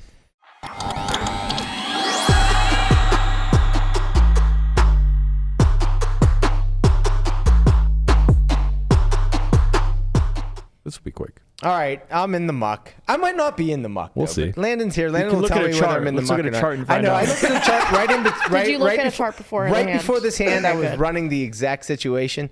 No, I think maybe it might just be standard, but I kind of wanted to just see what the team thinks. So You this want is in the to Mystery know. Millions, day 1B, I believe. There's nothing standard about that tournament. Listen, I got a good stack. I got 100K, right? At Blinds 1K are- big blind? No, 1,500. Wow, you have so many more big blinds I don't than the know rest why of them. Why does everyone else have 2K? I didn't put in the stacks that don't matter. Yeah, fuck All right, them. okay. Asymmetric under the stacks gun, aren't yeah, real. under the gun opens 3,500. Folds to me, and I 3-bet with my 2 red kings to 9,500. So he's got 50 bigs, and then you go like 7 bigs here? Yeah. Okay, I like it. Right. Okay. And folds back to under the gun, who calls, and we get the queen of hearts, the jack of hearts, and the 4 of clubs. He checks. I go about third pot. I think I bet 7,000 into 23. Quarter, but I'm nitpicking. Yep. Okay. Well, that's close to quarter. Yeah. It's actually, yeah. So anyways, he check raises to 20,000. All right. And so I have options here. I'm like, I guess I can 3-bet, or I can flat, or I can jam. So I decided I didn't want to, like, in my mind, filter him down to just like, sets, I guess maybe. So I decided to just call, maybe keep some of his, ace queens in there. Maybe if ace queen somehow finds a fold if I jam. So I didn't want that to happen. That's nuts. Right. I know, but No like, way. we're playing. He's got an ace and a 20,000 people in here. Right. Okay. So Yeah, I would be all in call. for what it's worth. All right. I call. Turn is the 8 of clubs. That's a great turn for you. I guess. Yeah. I love that for you. It completes the 9-10. All right. I don't know if he ever has that. Why is that funny? It's just Yeah. like if he's got the straight, he's got the straight. Right. What are we doing? He jams. All right, beat him in. And I snap. All right, and what Okay. happens? I hit queens. Oh, fuck him. Okay. So sure. yeah. So I mean, I don't know. I like This is the most standard hand of all time. That's what, and I put that in the chat. I Bro, said showed us this a might bad be just beat. standard. Filter does not This is a bad beat. No one's in the muck about it. Brian, I I'm with said you. this is pretty standard. I would have folded flop. No, you would not. What's he have? We have the King of Hearts.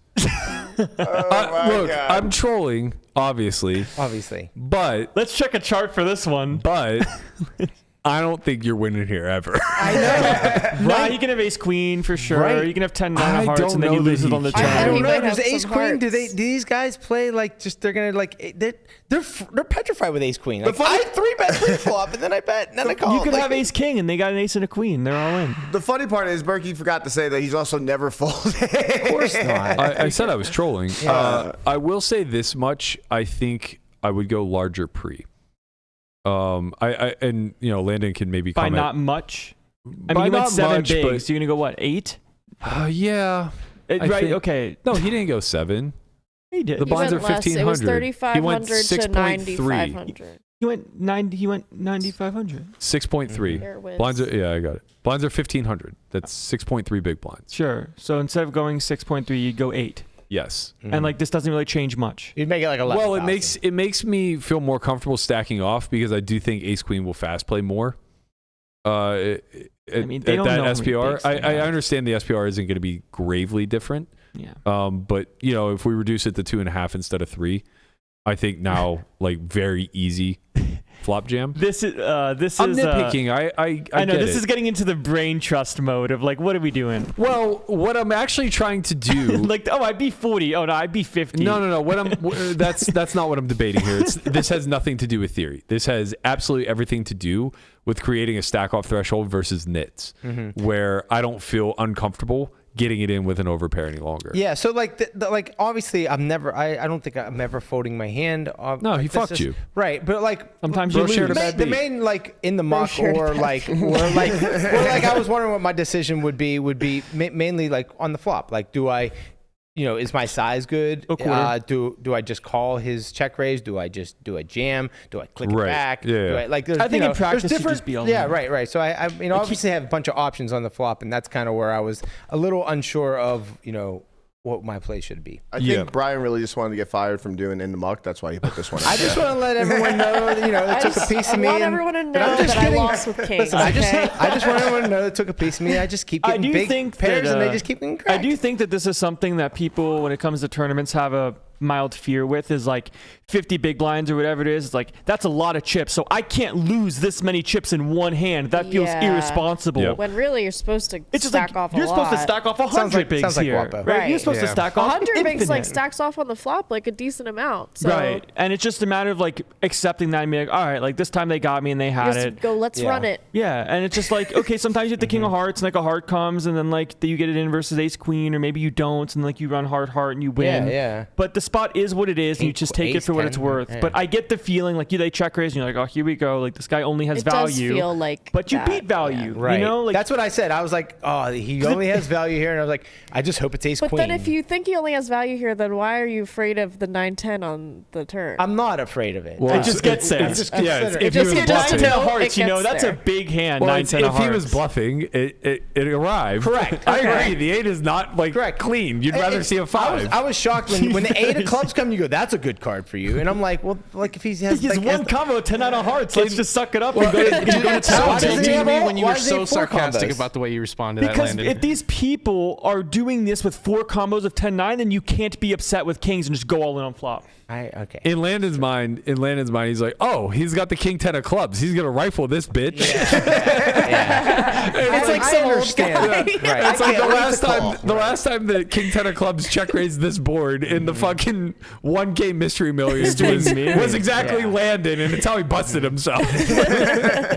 How did it? Yeah, I just got unlucky. In these fields, I will wholeheartedly say the machine Nah, is a lie. I feel you. I feel you. Yeah. The machine's definitely a lie. The machine is definitely a lie in some of these, but you know, you obviously played the Honestly, hand. like playing like Hellmuth in these fields probably. That's why is he has really 17 fucking bracelets. good. White magic, like make the big folds and just cockroach along. So and hope you double up truthfully, later. this is no joke, and Landon can attest to this with like having done a lot more ICM study.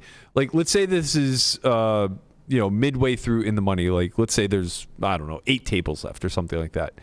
It's deeper You in get- the tournament or whatever. Yeah. You get check raised here. Like, Helmuth just pitching kings is not giving much up. Right. Yeah. Because their check raise, like, let's take a look at what his check raise range is supposed to look like in it's theory. nothing like what it's right? actually like. So this is what it's supposed to look like for chips, right? He's supposed to be finding ace 4 half the time. Set, flush draw, backdoor draw, pair plus. So the ones that are pure, obviously, or near pure, are sets, top 2, right? Like the value is easy, bottom set, pure. Yeah. These ones are easy, right? This is always the struggle, right? The value is easy. The value is easy. He's also supposed to have ace queen suited near pure and ace queen off like a third of the time. I think that's more like that might be in there more player dependent, of course, than others, right? Some people have an ace and a queen and they don't want the scary cards to come, so they're good with it. People are also terrified of They're only overpairs. really scared of a king. Right. They're all, Or a heart, right? The flush gets well, there. they It's have the like, ace of hearts sometimes, whatever. But the point is that flush the gets there. reason why ace queen in theory is Sometimes the 8 of clubs gets there. the reason why ace queen in theory is check raising is because value at the SPR of 3 needs to be all in. It's not for protection's sake. It's not for any other reason other than we have other hands to bluff catch. Brian has king queen off here in theory. Right, you just extract value, right? Straight up. And like you block aces, when you lose the kings, you lose the fucking Good kings. hand, money now. Right. So it's like what you don't see is too much check raising with king queen. It's in there a little bit, Because but Brian can have ace queen. right. You don't see any queen 10 check raise, for example. Because Right. Brian can have king queen. Right. So it's not that difficult to understand the way the priority works in theory. But in the mind of players, The fear. not just fear, man. Like you've been here for 2 days. Yeah. You've run through 10,000 people. There are 5 tables left. And now you're facing a 3-bet in the tightest portion of the tournament. When you flop top pair with ace queen, you don't sit there and go jackpot. Right. You're saying in the situation where you're deep in the tournament. Yeah. No one really speaks like that. But That's my inner voice when I make top pair, buddy. Right. Jackpot. I mean, It's just like some depends. weird Yeah. guy. Like Yeah. jackpot. that's a happy I would say that- Adam Sandler. I was like, that's from. I thought you made that up. That's I was like, what the I hell? was gonna say that's from one of the '90s like comedies, and I couldn't remember which one it was. But yeah, it was either Happy Gilmore or yeah, Billy Madison. I think it was Happy Gilmore. Yeah. Jackpot. Yeah, I get it. Because you're not even happy with calling the 3-bet with the queen 10 in the first place. Or So, even like the ace queen in I a think lot some of people. instances. This is under the gun, well, right? for what it's worth, like you're allowed to fold ace queen off Yeah. here. Yeah, Like yeah, with, it's under the with some gun. ICM, like You're 8 right. tables left versus like cut off. so so that's what I'm getting at. So now Like, you're funneling those hands that might check raise you, Right. in theory, out of the game tree. right. So when we look at what's supposed to be happening here in theory, right? Like deuces, threes, supposed to bluff. Ace 4 suited, supposed to bluff.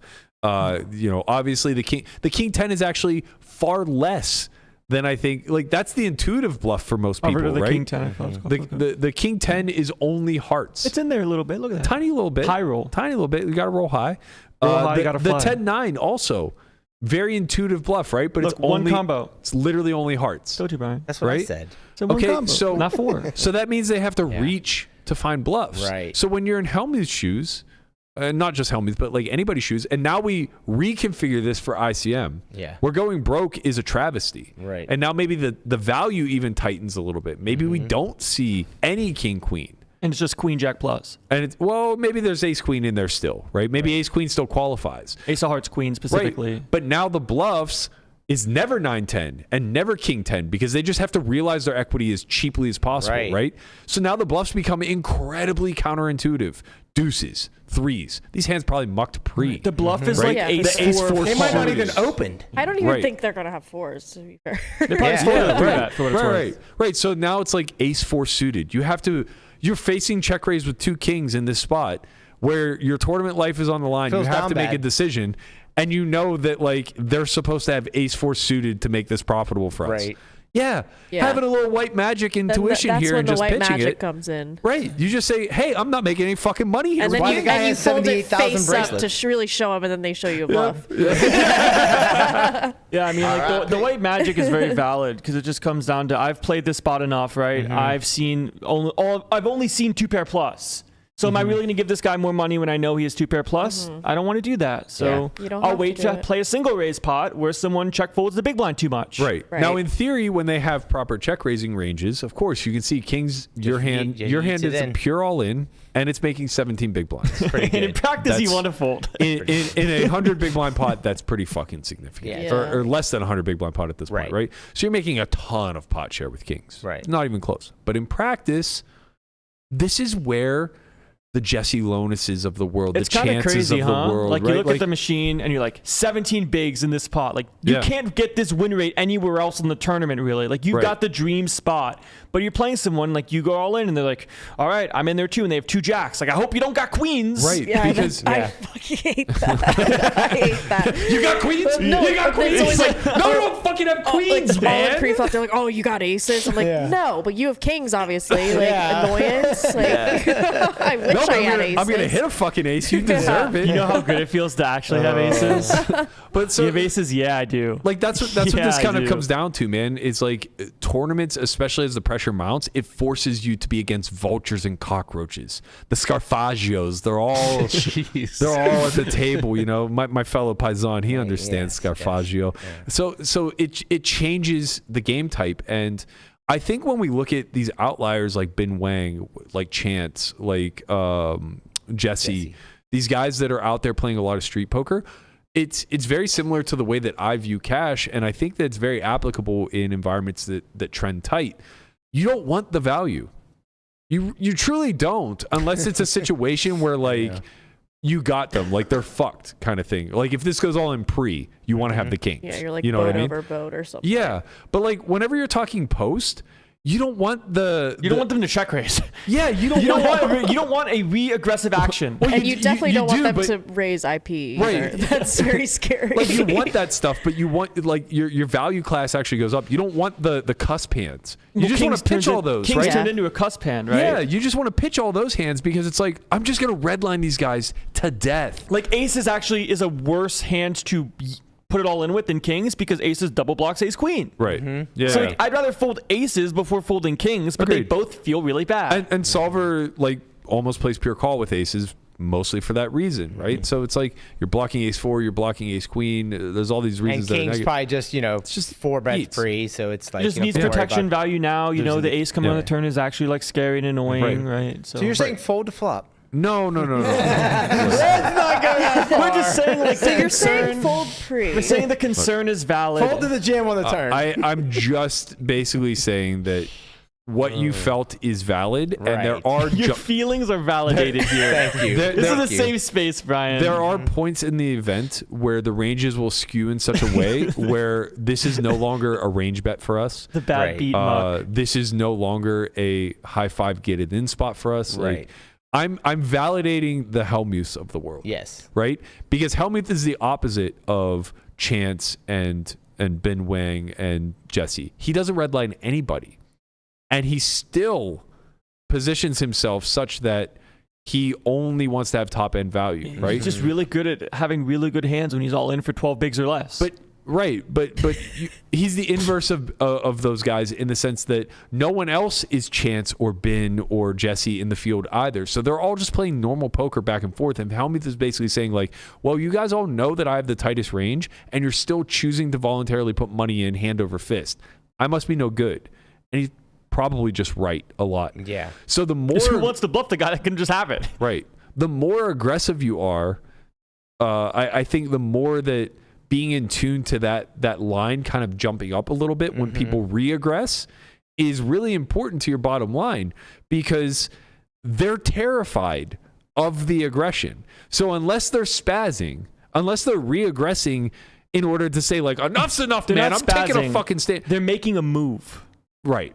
They So- literally say it's like, oh, I tried to make a move. Right. Like, Yeah. it didn't work. Unless they're making street moves because the SPR is like 5 and they have a little wiggle room. You got to navigate. You got to weave. Okay, like, you know, if the SPR is 5 here, like, I think we feel a lot better. And I know that feels ironic, right? Like, it's like, oh, well, that's weird. Why would I feel better about a deeper SPR getting check raised? It's like, well, because I have fucking kings and they could just have a lot of hands. Yeah. But whenever they already kind of made a decision pre of like, well, shit, like, you know, facing a 3-bet off of 50 blinds, I don't have a lot of playability here. Like, probably folding a lot of hands.